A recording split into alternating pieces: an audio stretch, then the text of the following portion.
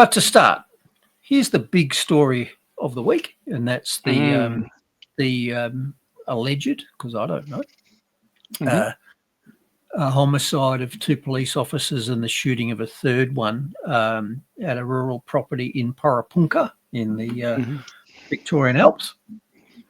And as I said at the start, you and I have absolutely zero verified knowledge of this. We have no idea what happened beforehand or during or even after.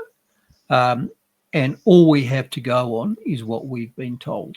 And these days, I don't believe anything I'm told by government or the mainstream media. So I'm going to reserve my judgment on this, particularly after the actions of both VicPol and the Australian and Victorian governments during the last 5 years. I'm not going to just reflexively rally around the blue flag and jump to the defence of these brave officers. And by the way, I don't know if they're brave. They might have been shot in the back without even knowing. The mere fact that they got shot doesn't mean they're brave. But that's just one of the standard things that they roll out every time there's an event like this. But our wise rulers and their mainstream media minions have certainly controlled the narrative since then, and I can tell you they've almost certainly recruited the outrage of just about every Australian already, who are just assuming that what they're told is true. And here are some of the things that we've been told about Dezi Freeman as part of the smear campaign. Now, remember, he's innocent. In law, he's innocent. He hasn't been tried yet. We don't know if he's guilty. But the media is taking the word of others, taking the word of others who obviously, no one else was there, were they? Until he's tried, we don't know. Even if there are witnesses saying he did it, we don't know till he's tried. You know, in law, you are innocent until proven guilty, and he hasn't been tried yet. And sadly, I doubt if he'll ever get to trial. I think you'll probably add his name to a list of other people who were used as political pawns but didn't get to go to trial. I'm thinking Martin Bryant at Port Arthur. I'm thinking Lee Harvey Oswald in the States. I'm thinking the 3 people in Weambilla in Queensland. None of them got to go to court and tell their story. And I suspect it'll be the same thing with Dezi Freeman. I think either he'll never be found or he certainly won't be taken alive is my most likely scenario. Anyhow, what have we been told about him during the week? We've been told that the police were serving a warrant for child sex charges.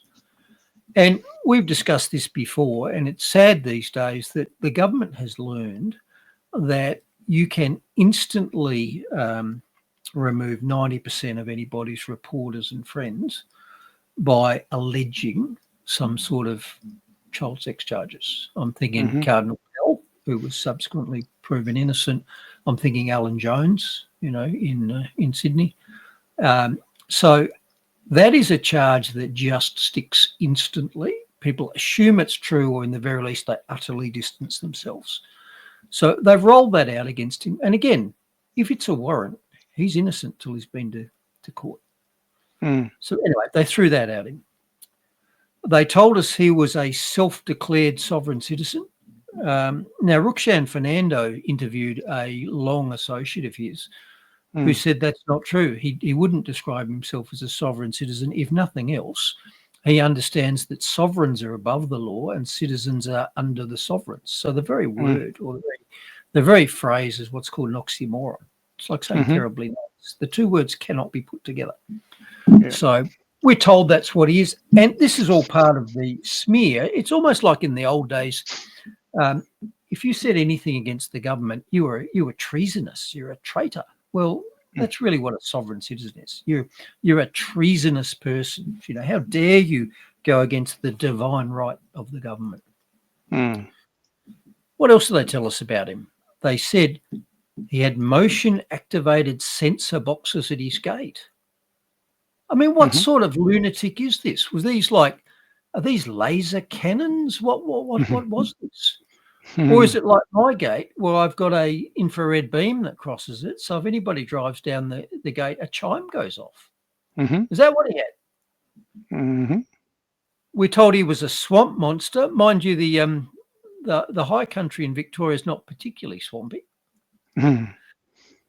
They dug someone out who said he was a psychopath, and said that he would go to Christmas dinners and lecture the others about the perils of government. Mm. Well, I'm guilty of that too, Oh, and geez, I'm guilty of that. so far, Wow. so good. And one journalist said that he went to a neighbour's driveway and the neighbour greeted him at the end of the drive with 2 dogs and a rifle. Mm. I mean, what is this place? What is this lawless? What sort of nest of thieves and vipers was this? Everybody there's crazy, obviously. Mm. So he must be guilty, right? Mm-hmm. What else do they tell us? They said that he was constantly filming people, and in particular the police. And they also showed some vision of him in a confrontation where he was filming the police. Mm-hmm. Well, Sounds filming familiar. the police has kept me out of jail at least once, and I think twice. Twice. Yep. So I would urge anybody who's in any sort of interaction with any sort of official that has the weight of government behind them to utterly film all of those. And in fact, I carry a body camera in my car now. And so if I'm stopped for any reason by the police, I immediately start filming them. Because like I say, I believe that kept me out of jail in Canberra. Oh, 100%. Oh, the AFP stitch up. Yeah, burger with a lot, brother, though. And, you know, absolutely. So for those of you who don't know, this is what the AFP did to me in Canberra.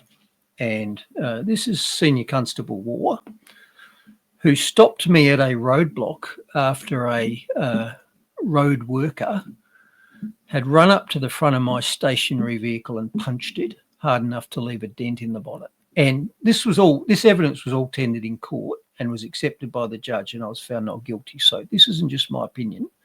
What I'm telling you is what happened, and it's backed up by the court result. So Constable War came up to my window in real time, 30 seconds after that, and this is what he said to me. Is there any reason you failed to adhere to the roadblock there? You almost struck that man. You were just there. We saw you. You almost run this gentleman over. And I've got the video of this. I haven't uploaded it, but this is a quote from what this police officer said. Okay. So I've put a couple of important boldings there, and that's the fact that he said almost twice. Almost twice. So he said not only I was just there, I saw it, but he's also said I saw you not strike him. And he said that twice. Because a near miss is a miss, right? Even if it had been my intent, which it wasn't, it didn't happen. Yep. Now, nevertheless, when it went to court, this constable and 2 other sworn officers of the AFP's story had morphed into this complex tale whereby I drove my vehicle at high speed into a roadblock, revving the engine and lurching, and deliberately struck and injured this road worker. So I had 3 AFP officers all swear the exact same story. And by the way, the exact same story from 3 witnesses is immediately a red flag, because witnesses' stories should not 100% agree. Anyway, so this is what he said happened at the time. And then when it went to court, his story changed and said that I did strike the person deliberately and recklessly. Okay. Now, fortunately, one of my colleagues in the car was filming, so we captured that. I believe that's what kept me out of jail, filming this interaction. Yep. And in fact, at the time, I said to Constable War, at about this point when he came to my window, I said, are you happy if I film this incident? And his response is, by all means, I am. I encourage you to do so. Sorry, by all means, I am. I'm filming you. I encourage you to do so. Now, knowing how important that was, I asked him again. And in fact, everything I show you, I have video evidence of. Later on in the interaction, I said to him again, you are filming me, right? And he said, I've got you on body cam. And I said, can I ask that film not be deleted as I will use it in court? And he said, yeah, no worries at all. So he's twice confirmed that he's filming me. And as I knew, he's filming himself admitting that I didn't commit a crime.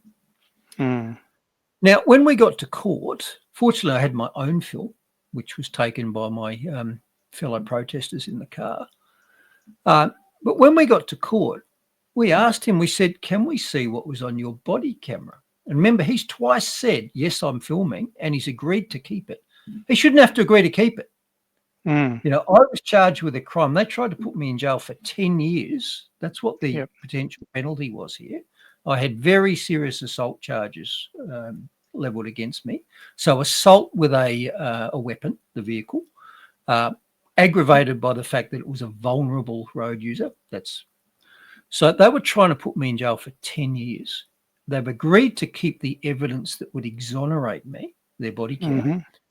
And when we got to court and said, can we see your body cam film? Sergeant Waugh shuffled a bit in the witness box, looked a bit uncomfortable and sort of said, look, funny thing happened. When I got back to the station, I discovered that the battery was flat, so I don't have any film. Of course. Now, I don't know how body cameras work, but if my GoPro goes flat, it keeps what it was recording up to the moment it went flat. It doesn't delete all the images. And what about the other police officers? So, yeah, I would encourage anybody in any sort of interaction with police to film them and not to take any assurances that, oh, it's all on body cam, mate, don't worry about it. Because as we know, body cam goes lost. In my opinion, there should be a statutory requirement that all interactions between enforcement officers and the public be on film, body cam. And if the police cannot produce that body cam, the charges should be instantly dismissed. That's my opinion of what should happen. Anyway, 100%. 100%. I believe me filming the police, just like Dezi Freeman apparently had a penchant for doing, I believe that kept me out of jail and potentially for a decade. So I don't regard filming the police as suspicious. I regard it as prudent.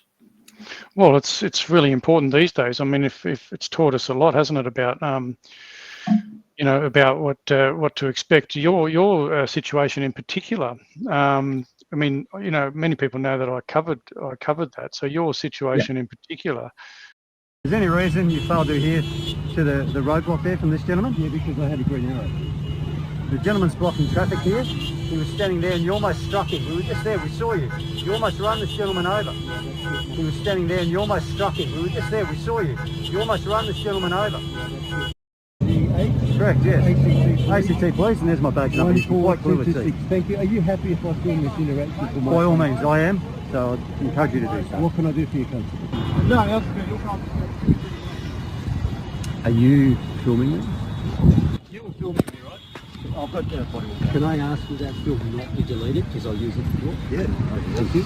So that is the first time that I believe me filming the police kept me out of jail. And in fact, I learnt this even earlier when I had the visit from the friendly police sergeant from Mount Barker, sent by the South Australian Attorney General Josh Teague, my MP, telling me that if I didn't pull my head in, things would happen, which I did not want. So I filmed that as well. So why am I doing this? I'm basically telling you is I don't know what happened to Dezi Freeman, but I know what happened to me, and my mind is therefore open. Okay, now here's the second time that I think filming the police potentially kept me out of jail, because this was after the event we've just talked about, after the Canberra convoy. I subsequently had a random police firearms check, a bit like the first one. Remember when that nice sergeant from Mount Barker said that he was there just to do a random firearms check? Random. He said, but, you know, I just want to talk about something else too. Okay. So on this occasion, which I think was about 6 months after that, again, I had a random police firearms check. Now, in my experience, random police checks might happen once a year, once every couple of years. They involve one or at most two coppers, you know, the two happen to be in the police car, and they just come and knock on your door. So on this occasion, I had In fact, it was a booked visit because I was a bit mobile, sometimes in South Australia, sometimes in Victoria, and they'd missed me a couple of times. So I said, look, book a time. If you want to do a firearms check, I know you keep missing me, just book a time and come and do it. So they did. Mm-hmm. And so 10 minutes before the appointed time, I went out into the shed where the gun safe was, and I set up a GoPro on a high shelf and started filming. And then went and waited for the gun check. So at the appointed time, I had the police knock on the door, and there was 2 uniformed officers, including this one. And I said, look, no worries, I'll just go around the side gate and I'll let you in. We've got to go down the shed at the back. So while I was doing that, went round there, I opened up the side gate, and all of a sudden there was 4 police officers there. Not 2, there was 4. And the second group had appeared in a covered utility. They weren't even in a patrol car. They were in a cargo vehicle. So I looked at them and I went, hang on, 4 police for a routine gun inspection? What's going on here? And the 2 additions just said, well, we're in the area. We thought we'd just tag along. So I looked at them and I said, well, that's bullshit. Anyway, we went down to the shed. Now, in the shed, you can see there's a vintage car in there. And I said to the police, listen, this was my father's pride and joy. This is a very small shed. It certainly can't, accommodate 4 police plus me. Here's the deal. You'll stand down the front there and not move. Don't touch the car, and I'll bring the guns out one at a time and you can check the numbers. And they said, yeah, that's fine. And I did that because that put them right in front of my camera, you see. Mm-hmm. So I went sequentially back and forth to the gun safe, bringing out one gun at a time. And I didn't even know until I picked up the vision later. But during that gun inspection, this happened. The audio is a bit low, though. I'm not sure whether you don't need the audio.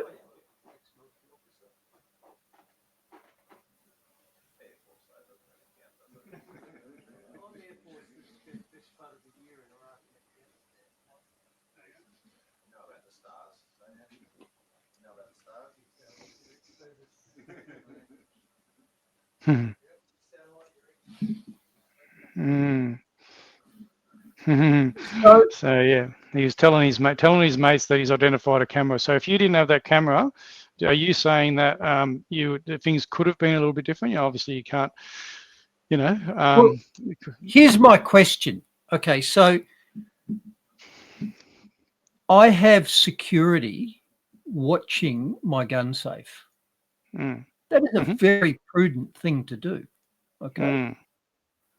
That's a bit like a shop having security cameras to prevent shoplifting. Okay. Mm-hmm. So why did this constable go from, just dreaming to suddenly noticing the camera?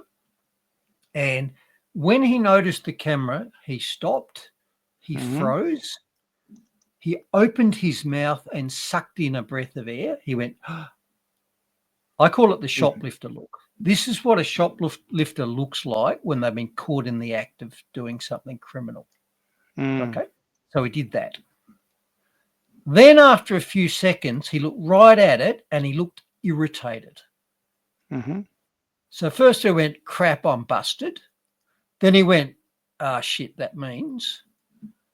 And then when I turned my back, he pointed that out twice to the other police officers. Now, again, if I was a customer in a shop and I suddenly saw a security camera and I went through that range of emotions, does that signal to you that I'm a routine shopper? Or does it suggest that something else is going on? Yeah. Now, remember, I was known to police. I was known to government. I'd already been framed by the AFP. I'd already gone on the bad side of the Attorney General, who's in charge of the police, Josh Teague. Then I had 4 police turn up for a random gun check, including bringing a utility, which they could use to take my guns and ammo away. That all seemed a bit sus. And then he spots the cameras and looks shocked and then annoyed. Now, I'll tell you what I think was going to happen. I think one of those coppers was going to bend over, pick up a bullet off the ground. Mm. And remember, all my firearms were listed at the time, so they know what calibers I've got. So he could have just had a 9mm bullet in his pocket. He could have leaned over, picked it up, handed it to me and said, "What's this, sunshine?" I'll grab it and go, "Well, that's not mine." Now it's got my DNA on it.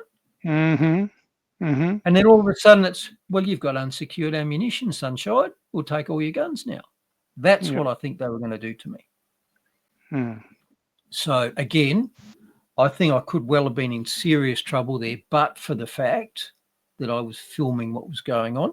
And my personal rule now, by the way, the police often say we can turn up at any time and inspect your firearms. That's actually not quite true. If you read the Firearms Act, what it says is they can at any reasonable time do it. Mm-hmm. Not at any time. So they can't turn up at midnight and do it. Yep. So my future plan, next time I get a routine gun inspection, I'm either going to say, "Oh, shit, sorry, mate, I'm just going out. It's not reasonable." Mm-hmm. Or I'm going to say, "I'm very happy to do that. I'm just going to get an independent witness to come and stand with me whilst you do that." Because remember, there were 4 cops on this. They had witnesses. Yeah. And I've engaged both of my neighbours that if ever that happens, they will come over immediately and just act as an independent witness. And isn't it sad that Australia has come to this? Mm. We are a third world country where you can't trust the police anymore. Mm. Yeah, it's a bloody shame, mate. Absolutely right. And they've created that over the last 5 years. It's obviously ramped up, and they've weaponized that whole lot. And labeling everybody that dissents against government is then an enemy of the state and treated as such. So yeah, it could be any one of us speaking it. Mm. Domestic terrorist. Yep. All right, back to Dezi. Very sad indeed. Back to Dezi Freeman. So what else have the media told us about Dezi Freeman? Well, they dug up a friend, apparently, who said that he's a modern-day Rambo. At one point, there was a story that said the police need to understand they're not hunting him, he's hunting them. So it's like that, definitely the Rambo thing. And, gasp horror, apparently Mr. Freeman would sometimes disappear into the bush and come back with freshly killed deer. Mm. I mean, what sort of psycho is this man? Mm. By the way, I ate deer all weekend, and I butchered a deer myself last week. It's one of the man skills I'm learning. Now I've left the pictures out because I know we've got at least one vegan on the channel, but yeah, it's a man skill. And so, okay. So what else have they told us about Dezi Freeman? Well, it just gets worse for him. He had deteriorating mental health. He's a black belt in karate and an expert bow hunter. I mean, it sounds to me this man is Rambo. He literally could kill just about everybody in northern Victoria, according to this list of shocking skills. I mean, why would anybody need to be a black belt in Victoria? Don't you just ring the police when your home gets invaded? Mm-hmm. Why would he need to be a bow hunter? Oh, that's right, because they took his gun license away. And why is it a former friend? Well, remember, they've smeared him for child sex charges, so everybody's a former friend of his now, isn't it? Yeah, that's right. Well, yeah, absolutely right. Yep, and labels stick apparently. What else do we know about Dezi Freeman, according to the state and the state mainstream media? Well, apparently he's likened the police to Nazis. Apparently he loathes the police, saying they can dress in black with their jackboots on and put roadblocks on the side of the road and dogs on people, while a Nazi salute is a crime. So the police can actually terrorise people, but you can't, point at something in the future. So he's likened. I mean, what sort of lunatic is this who thinks that the police are like Nazis? Mm-hmm. VicPol in particular, because they've got protect and serve in their motto, haven't they? Well, I talked about that in one of my podcasts last week about how people of Victoria would be feeling extremely, they'd definitely still be suffering from PTSD for sure. 100%, absolutely. All right, let's add a bit to that, shall we? So this might be why Dezi Freeman thinks the Vic Poller harassing old women on park benches, arresting pregnant women in their kitchens for Facebook posts, enforcing playground bans on children, and their brutal response to anti-lockdown protests. Yes, please, forget all that. And remember, they are on our side. After 2 years of overreach and selective policing, the Vic Pol hierarchy want to rebuild their brand. Police are promising more of this and this in a brand rebuilding exercise. We're approachable, we're involved, we're working with them, and we're here to help. They're also hoping to repair a brand damaged by 2 years of unpopular COVID policing.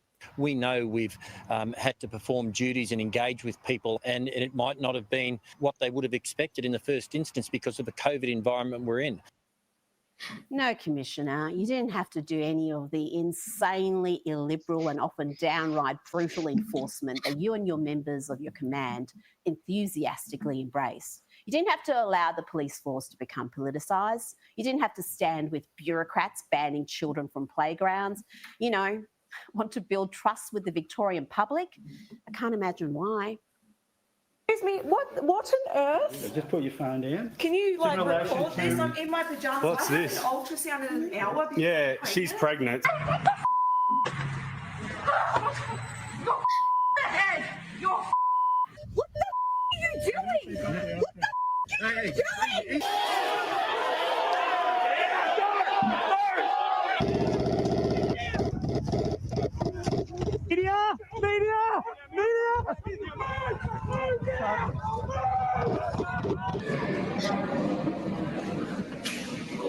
Oh, fuck.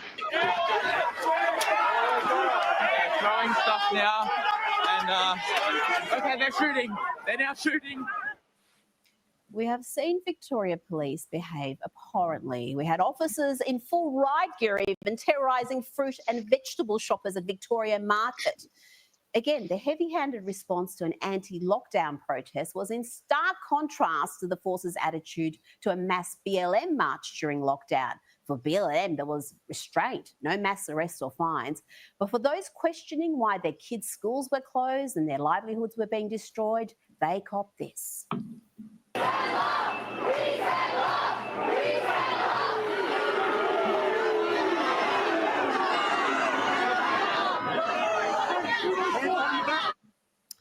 There is so much more I could show you, but this is only a 2-hour show. But I do want to highlight a couple of incidents that show just why so many law-abiding Victorians are normally pro-police now look at the force with suspicion. Now, this next incident didn't get any attention despite the brutality and clear misuse of a weapon. This is from an anti-lockdown protest in September last year. Note the officer in the back using his weapon to beat the man on the ground.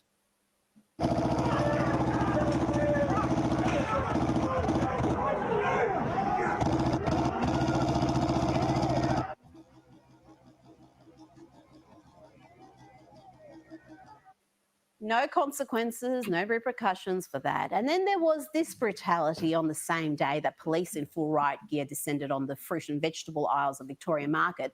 Another police team in Epping were caught on camera stomping on the head of a man suffering a mental health episode.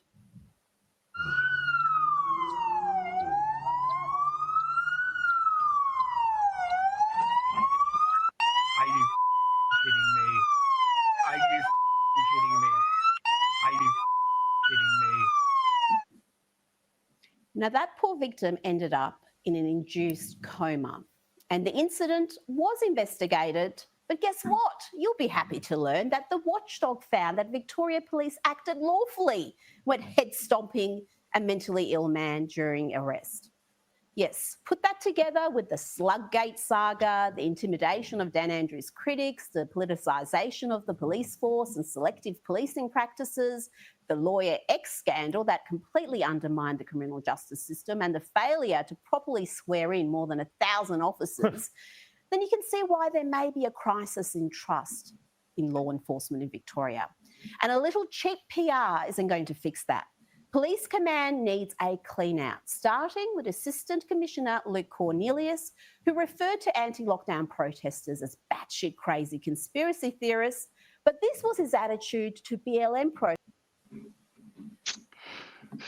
Man, that's so shocking shit to look at again and again. I mean, I wasn't living in Victoria, but bloody images coming out of there has left me with bloody symptoms of trauma, let me tell you. And I think most people around the country that that push back so hard. And is it any wonder that there is a massive lack of trust in law enforcement, what they enacted out on the community.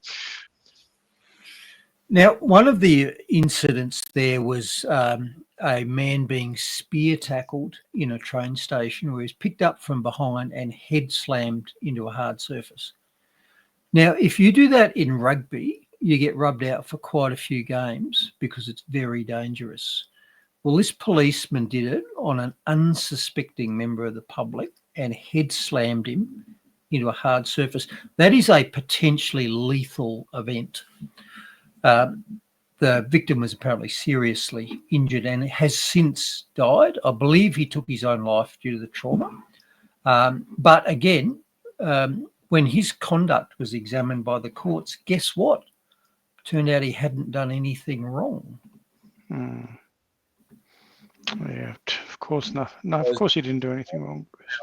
By a police officer, his head smashed to the ground. He was knocked out, and the police officer was subsequently suspended from work and charged with assault. But recently, and this has just happened, a Melbourne magistrate, Rob Starry, has said, no, it's not assault. And the sergeant in question has been exonerated of his charges. Now, I've got the video here to remind you of what took place. But before I play it, please be advised that the footage is traumatic. Okay, so viewer discretion is advised. It's very violent. And if you don't want to see that sort of stuff, then turn the video off now. Surprise, he's back.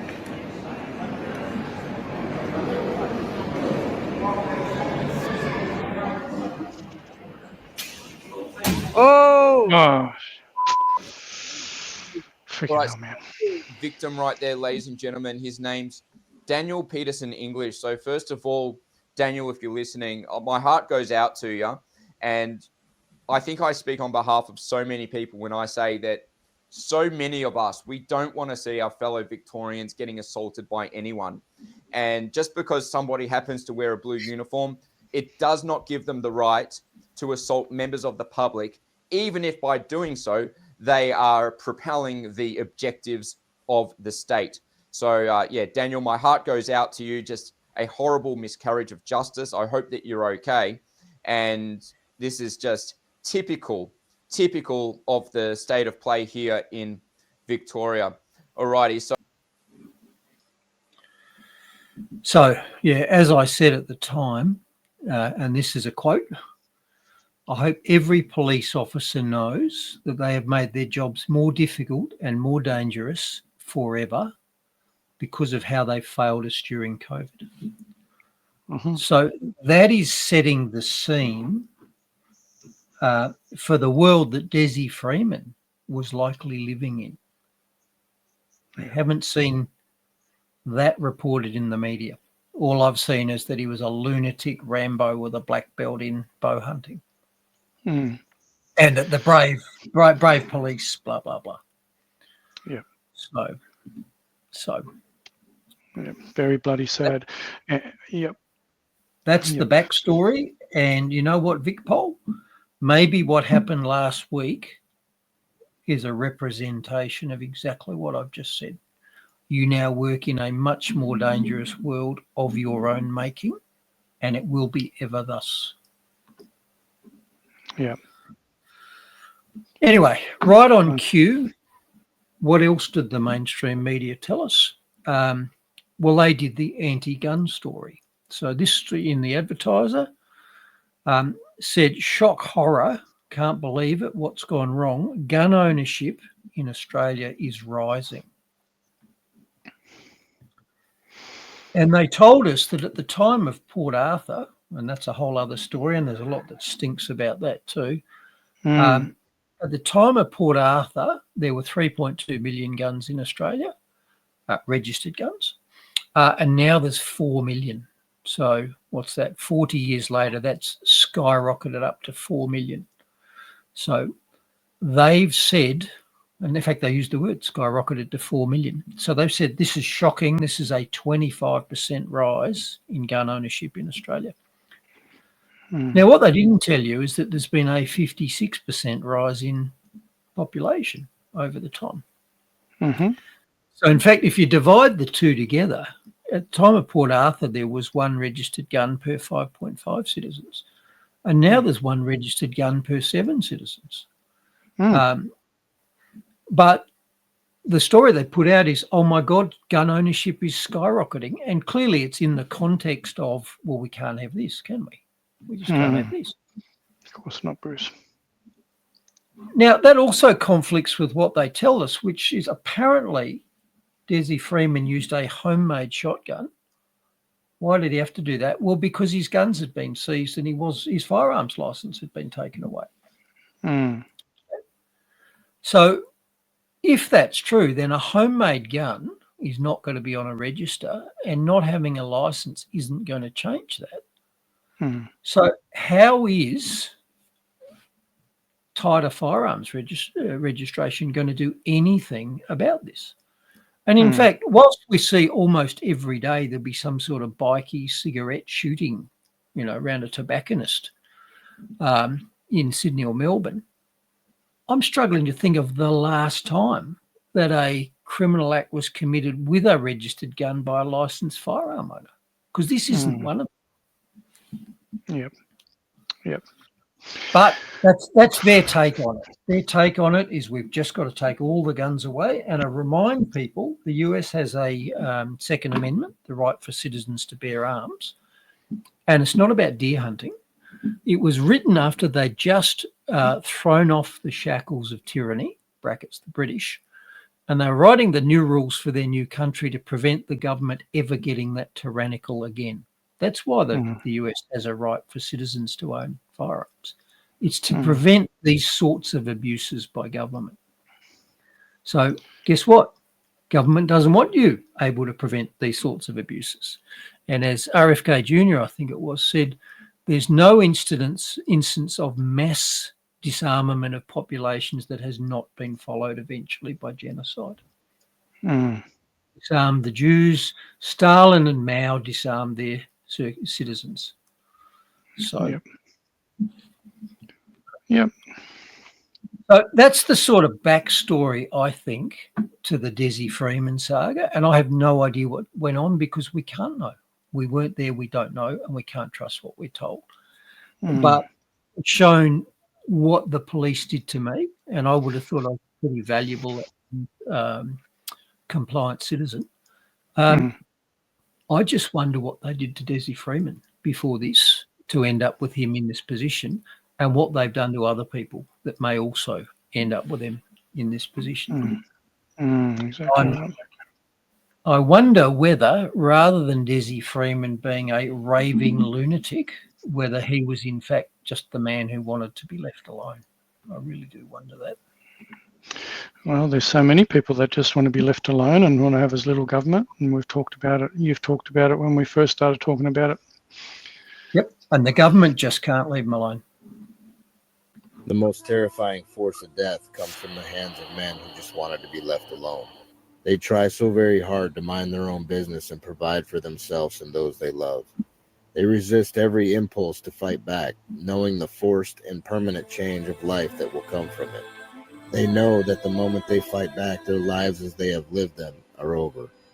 The moment the men who wanted to be left alone are forced to fight back, it's a form of suicide. They are literally killing off who they used to be, which is why, when forced to take up violence, these men who wanted to be left alone fight with unholy vengeance against those who murdered their former lives. They fight with raw hate, and a drive that cannot be fathomed by those who are merely play acting at politics and terror. True terror will arrive at these people's door, and they will cry, scream, and beg for mercy, but will fall upon the deaf ears of the men who just wanted to be left alone. And remember, Dezi Freeman had apparently been in conflict with the authorities for a long time over a number of things, but nothing happened until 10 police kicked down his door. He didn't burst into a school with a transgender manifesto and start killing people. He didn't shoot up a church. He was just at home minding his own business until he was ambushed by 10 police. So, again, I don't know what happened. I can't know, but I do wonder what the backstory is and whether he was a man who'd been driven to this over a long period of time. I suspect we'll never know. Yep, like I say, I don't think he'll ever go to court. I suspect he'll never be found, and if he is found, I don't think he'll be taken alive. Well, let me rephrase that. I don't think he'll be alive to get to court. Yep, exactly.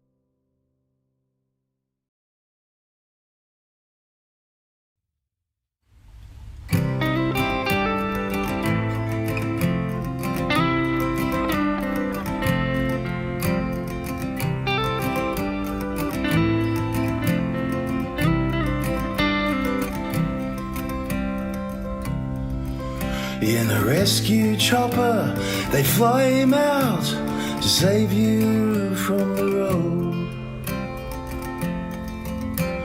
Then on the weekends, he'd volunteer to fight when flames came for our homes. And in several war zones, he patched up our boys and treated our enemies too. risking it all for what he believed was the good within our soul. Oh, the signs are there for all to see, the signs we've lost our way. When we jail our heroes and applaud our villains and turn our hearts away.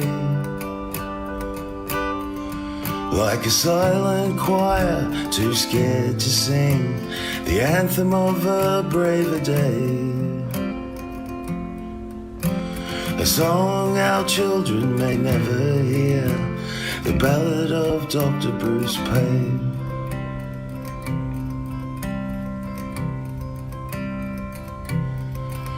But when he questioned their lies, they cast him out until he ended up behind bars. A number on a ledger, another forgotten digger, like Monica, Nick and many others. As those who pledged to serve and protect got off on making us suffer. Beaten and mauled, we clung to freedom as they pepper sprayed our grandmothers.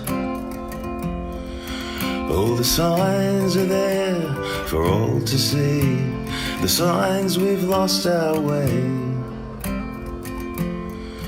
When we jail our heroes and applaud our villains and turn our hearts away. Like a silent choir, too scared to sing the anthem of a braver day. A song our children may never hear, the ballad of Dr. Bruce Paix.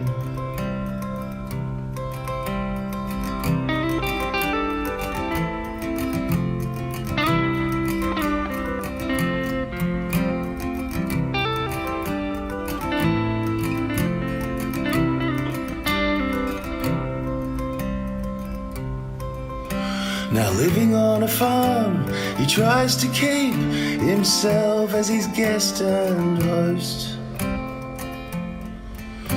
where he tends to his wounds with wiser smiles and the company of ghosts.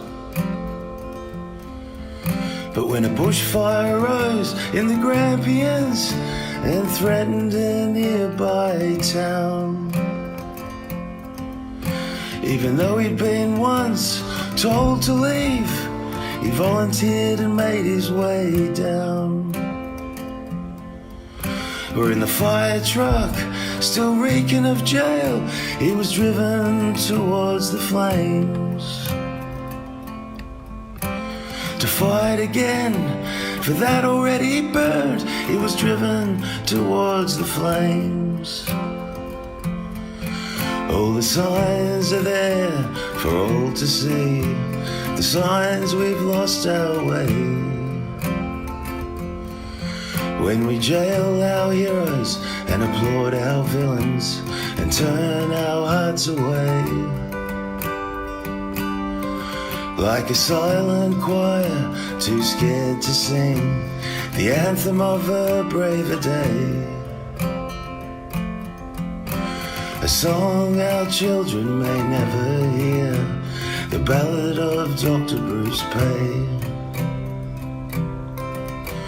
A song our children may never hear, the ballad of Dr. Bruce Paix.